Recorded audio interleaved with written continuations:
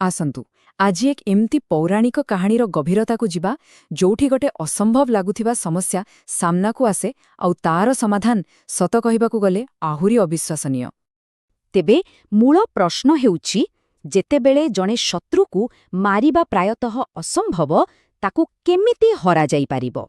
ଏହା ଗୋଟେ ସାଧାରଣ କାହାଣୀ ନୁହେଁ, ବରଂ ଏକ ବଡ଼ ଧରଣର ବୁଦ୍ଧିର ଖେଳ ଭଳି।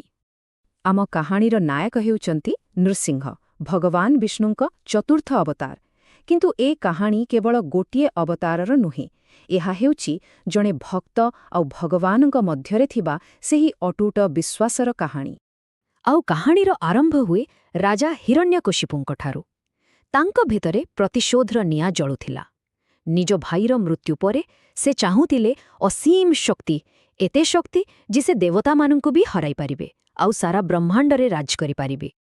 ତେବେ ଏହି ଅସୀମ ଶକ୍ତି ପାଇବା ପାଇଁ ସେ ଗୋଟିଏ ରାସ୍ତା ବାଛିଲେ, କଠୋର ତପସ୍ୟା। ସୃଷ୍ଟିକର୍ତ୍ତା ବ୍ରହ୍ମାଙ୍କୁ ପ୍ରସନ୍ନ କରି ସେ ଏକ ଏମିତି ବରଦାନ ମାଗିବାକୁ ଚାହୁଁଥିଲେ ଯାହା ତାଙ୍କୁ ସବୁଦିନ ପାଇଁ ଅଜୟ କରିଦେବ। ଆଉ ସେ ଯେଉଁ ବରଦାନ ମାଗିଲେ ତାର ସର୍ତ୍ତଗୁଡ଼ିକ ଟିକେ ଶୁଣନ୍ତୁ। କେତେ ଚତୁରତାର ସହ ତିଆରି କରାଯାଇଥିଲା। ସେ ମାଗିଲେ ତାଙ୍କୁ କୌଣସି ମଣିଷ ବା ପଶୁ ମାରିପାରିବେନି, ଘର ଭିତରେ କି ବାହାରେ ବି ମୃତ୍ୟୁ ହେବନି, ଦିନରେ ନୁହେଁ କି ରାତିରେ ନୁହେଁ, କୌଣସି ଅସ୍ତ୍ରଶସ୍ତ୍ରରେ ବି ନୁହେଁ, ଆଉ ଶେଷରେ ନା ମାଟି ଉପରେ ନା ଆକାଶରେ। ଲାଗୁଥିଲା ସତେ ଯେମିତି ମୃତ୍ୟୁର ସବୁ ରାସ୍ତା ସେ ବନ୍ଦ କରିଦେଇଛନ୍ତି, ନୁହେଁ କି? ଏହି ବରଦାନ ପାଇବା ପରେ ବାସ୍ ହିରଣ୍ୟକଶିପୁଙ୍କ ଅହଙ୍କାର ଆକାଶ ଛୁଆଁ ହୋଇଗଲା। ସେ ନିଜକୁ ହିଁ ଭଗବାନ ବୋଲି ଘୋଷଣା କରିଦେଲେ ଆଉ ସମସ୍ତଙ୍କୁ ବାଧ୍ୟ କଲେ କେବଳ ତାଙ୍କରି ହିଁ ପୂଜା କରିବା ପାଇଁ। ତାଙ୍କ ଅତ୍ୟାଚାର ଦିନକୁ ଦିନ ବଢ଼ିବାରେ ଲାଗିଲା। କିନ୍ତୁ ଏହି ଅତ୍ୟାଚାର ଆଗରେ ଜଣେ ଛିଡ଼ା ହେଲେ, ଆଉ ସେ ଆଉ କେହି ନୁହେଁ, ଥିଲେ ହିରଣ୍ୟକଶିପୁଙ୍କ ନିଜ ପୁଅ ପ୍ରହ୍ଲାଦ। ଯେତେବେଳେ ସାରା ଦୁନିଆ ହିରଣ୍ୟକଶିପୁଙ୍କୁ ପୂଜା କରୁଥିଲା, ପ୍ରହ୍ଲାଦ କିନ୍ତୁ ଭଗବାନ ବିଷ୍ଣୁଙ୍କର ପରମ ଭକ୍ତ ଥିଲେ। ସେ ତାଙ୍କ ବାପାଙ୍କ ଆଦେଶ ମାନିବାକୁ ସିଧା ମନା କରିଦେଲେ। ବାପାଙ୍କ କଥା ନ ମାନିବାରୁ ପ୍ରହ୍ଲାଦଙ୍କ ଉପରେ ଆରମ୍ଭ ହେଲା ଅକଥନୀୟ ଅତ୍ୟାଚାର। ହିରଣ୍ୟକଶିପୁ ତାଙ୍କୁ ମାରିବା ପାଇଁ କୌଣସି ବାଟ ଛାଡ଼ିଲେନି। କେତେବେଳେ ପାହାଡ଼ ଉପରୁ ତଳକୁ ଫିଙ୍ଗିଦେଲେ ତ କେତେବେଳେ ହାତୀ ପାଦ ତଳେ ଦଳି ଦେବାକୁ ଚେଷ୍ଟା କଲେ। ଏପରିକି ନିଆଁରେ ନ ପୋଡ଼ିବାର ବରଦାନ ପାଇଥିବା ନିଜ ଭଉଣୀ ହୋଲିକା କୋଳରେ ବସାଇ ପ୍ରହ୍ଲାଦଙ୍କୁ ଜଳନ୍ତା ନିଆଁରେ ପକେଇଦେଲେ। କିନ୍ତୁ ପ୍ରତିଥର କୌଣସି ଏକ ଦିବ୍ୟଶକ୍ତି ପ୍ରହ୍ଲାଦଙ୍କୁ ବଞ୍ଚାଇ ଦେଉଥିଲା। ଶେଷରେ ହିରଣ୍ୟକଶିପୁ ରାଗରେ ପାଚିଯାଇ ପ୍ରହ୍ଲାଦକୁ ପଚାରିଲେ, କେଉଁଠି ଅଛି ତ ଭଗବାନ? ସବୁଠି ଅଛି ଯଦି ତାହେଲେ କ'ଣ ଏଇ ଖମ୍ଭ ଭିତରେ ବି ଅଛି? ଆଉ ସେତେବେଳେ ପ୍ରହ୍ଲାଦ ନିଜର ସେହି ଅଟଳ ବିଶ୍ୱାସ ସହ କହିଲେ, ହଁ ପିତା, ଭଗବାନ ସବୁଠି ଅଛନ୍ତି, ସେ ଏହି ଖମ୍ଭରେ ମଧ୍ୟ ଅଛନ୍ତି।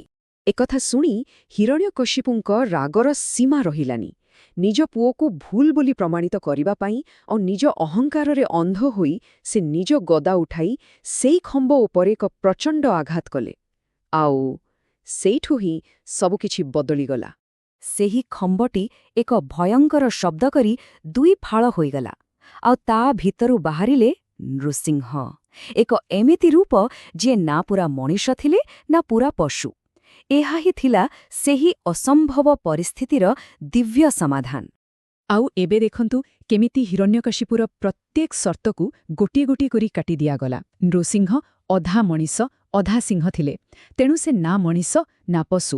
ସେ ହିରଣ୍ୟକଶିପୁକୁ ଘରର ଦ୍ୱାରବନ୍ଧ ଉପରକୁ ନେଇଗଲେ, ଯାହା ନା ଘର ଭିତର ନା ବାହାର। ସମୟ ଥିଲା ଗୋଧୂଳି ବେଳ, ମାନେ ନା ଦିନ ନା ରାତି। ତାକୁ ନିଜ କୋଳରେ ମାନେ ଜଙ୍ଘ ଉପରେ ରଖିଲେ, ଯାହା ନା ମାଟି ନା ଆକାଶ। ଆଉ ଶେଷରେ କୌଣସି ଅସ୍ତ୍ର ନୁହେଁ, ବରଂ ନିଜର ତୀକ୍ଷ୍ଣ ନଖ ଦ୍ୱାରା ତାର ଅନ୍ତ କରିଦେଲେ।